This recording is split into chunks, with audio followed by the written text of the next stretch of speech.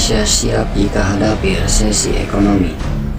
Menteri Koordinator Bidang Kemaritiman dan Investasi Luhut Binsar Panjaitan mengatakan, pemerintah siap menghadap resesi ekonomi yang mungkin terjadi pada tahun ini. Ekonomi Indonesia pada kuartal 2 2020 mengalami kontraksi mencapai 5,32% dibandingkan periode yang sama tahun lalu.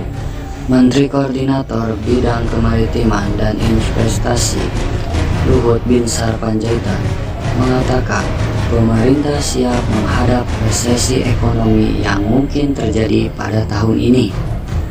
Luhut menjelaskan ekonomi diharapkan tumbuh 0% hingga 0,5%, sedangkan kemungkinan terburuk ekonomi berpotensi negatif 0,5% pada tahun ini.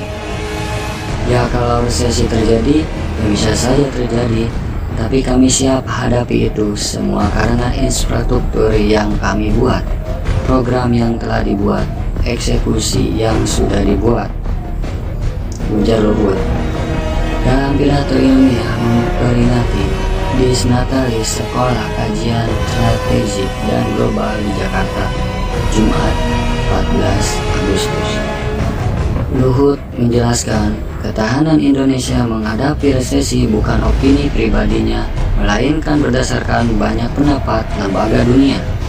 Pemerintah juga secara rutin memberikan paparan mengenai kondisi ekonomi dan penanganan COVID-19 ke lembaga-lembaga tersebut.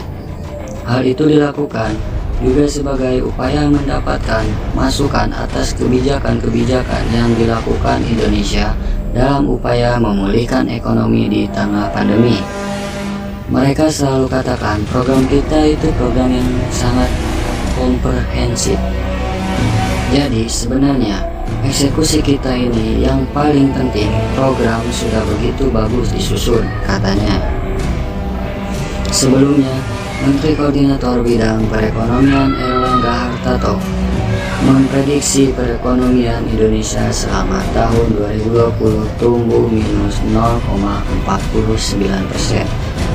Diharapkan di kuartal ketika bisa membaik dengan prediksi minus 2, minus 1 atau bahkan kita berharap bisa masuk positif, katanya dalam peluncuran koalisasi aksi bersama melawan korupsi Indonesia.